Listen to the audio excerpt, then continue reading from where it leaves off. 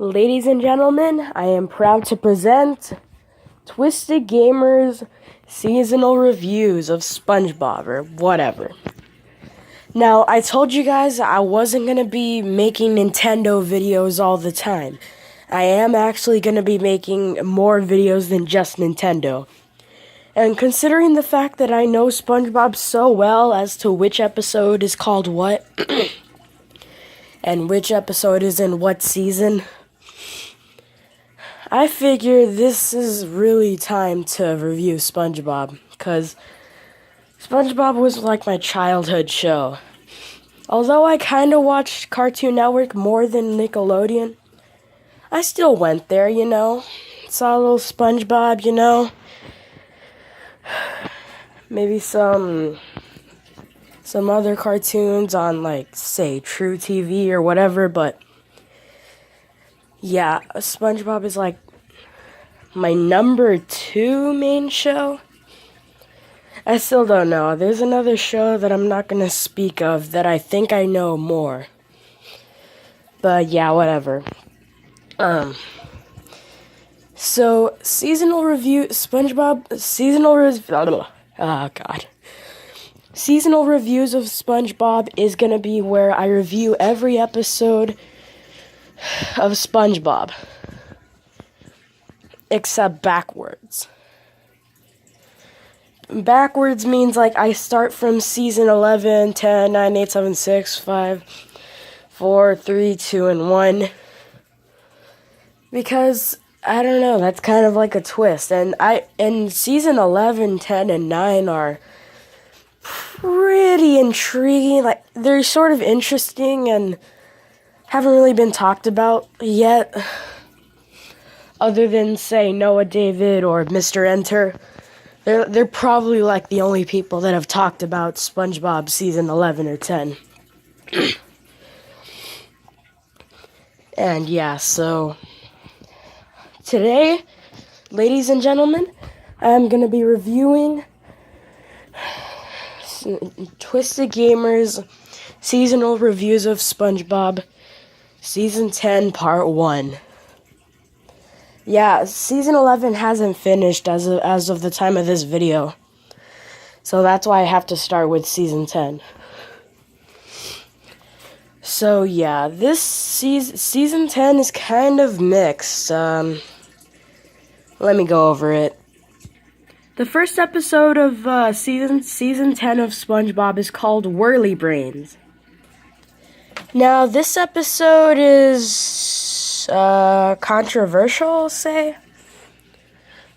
I mean, a lot of people love it, a few people hate it, some people think it's just okay.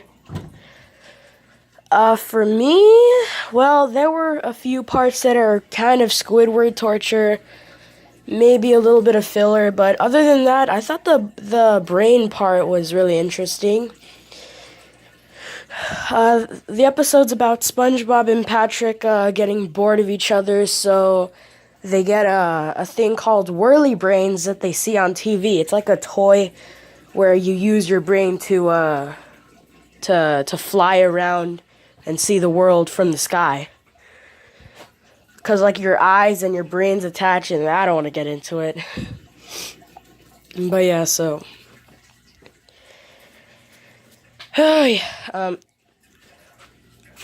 okay, my script is really bad. Hold on. So overall, the episode, like, there is a twist where, get it? TwistedGamer. Oh my god. There is a twist where they call Sandy because this old guy's pissed off at the brains, and he takes their brains and puts them away, stealing people's eyes so they can't even do anything. So they somehow call Sandy, and they fight. Sandy and the old guy fight, and yeah, so kind of like gem reviews. Oh my god. This seasonal reviews of SpongeBob is pretty much inspired by gem reviews. Just like gem reviews, there's going to be a scale. The lowest an episode can get is a 0.0, And the highest an episode can get is a 10. Yeah, a 10. A 0.0 means it's like up there with Ren and Stimpy adult party cartoon. It's unbearable. Every second of it is just terrible and torture to watch. While a 10 is that it's smart writing, beautiful animation, just intriguing messages, kind of like a tearjerker. It's all in one. It's just fantastic. And yeah, you basically get the idea. So, for Whirly Brains, well, as I stated, this episode isn't perfect. There were a few scenes that feel like filler, and this is kind of squid torture, but overall, I'd give this episode, I'm going to give this episode an 8.5 out of 10. So yeah, 8.5 out of 10 means it's good, it has a nice story, you know, everything's good, it's not really that bad, but there are still a few scenes that are kind of pissing you off or something, but overall the episode's pretty good. And that's exactly how I feel about the pilot episode for Season 10, Whirly Brains. So, on to the second episode of Season 10.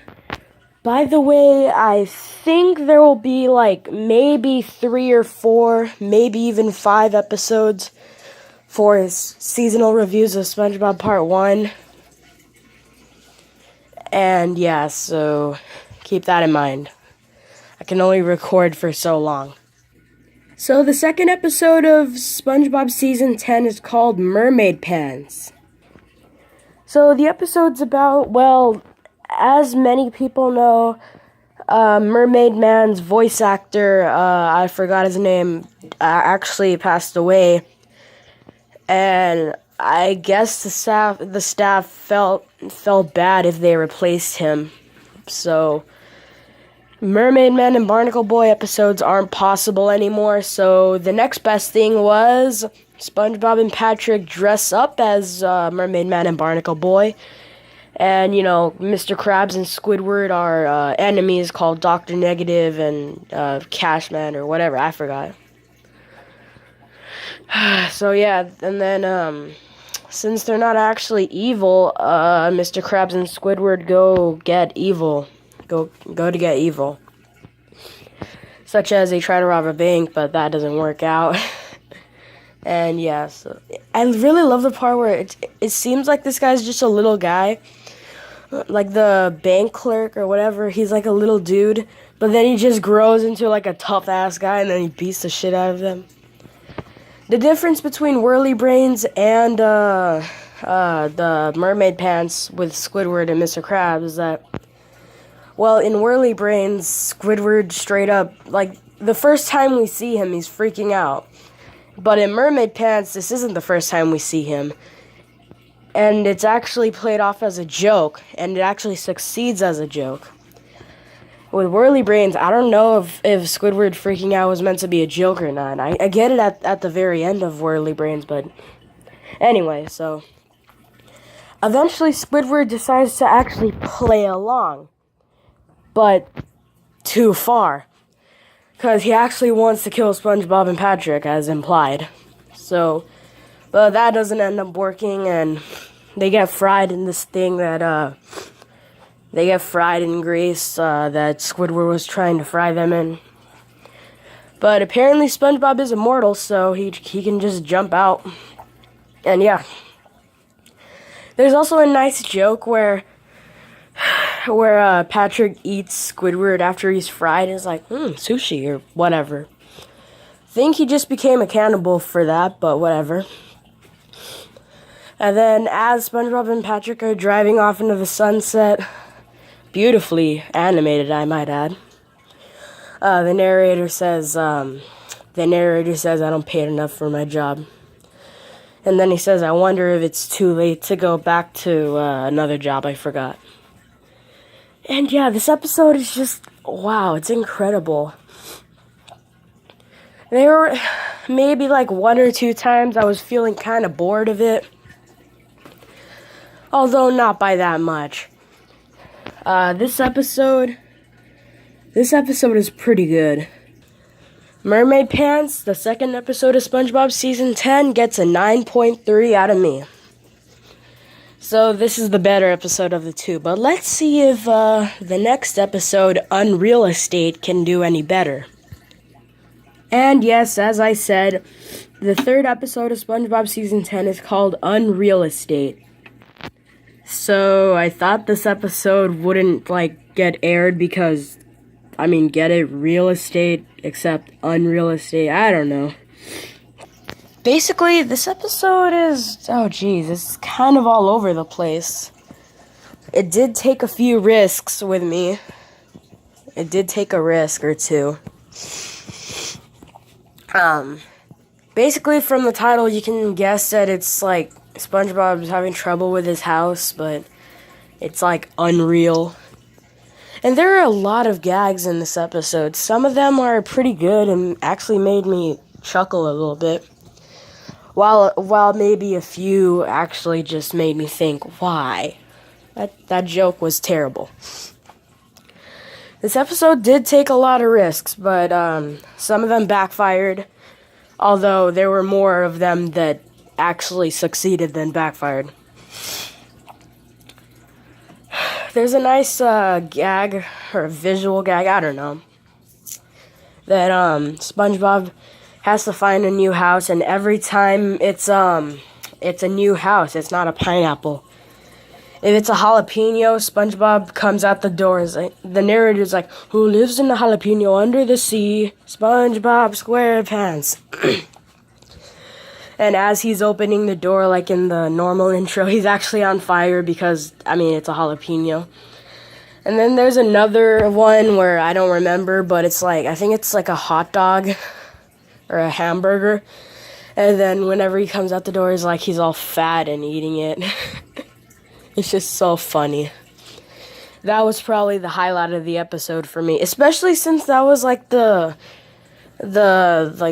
sneak peek, if I will. Yeah. So, anyways, so yeah, this episode, there's not much I can say about it. There's a twist where twist. Get it? Right. So there's a twist where Squidward and SpongeBob,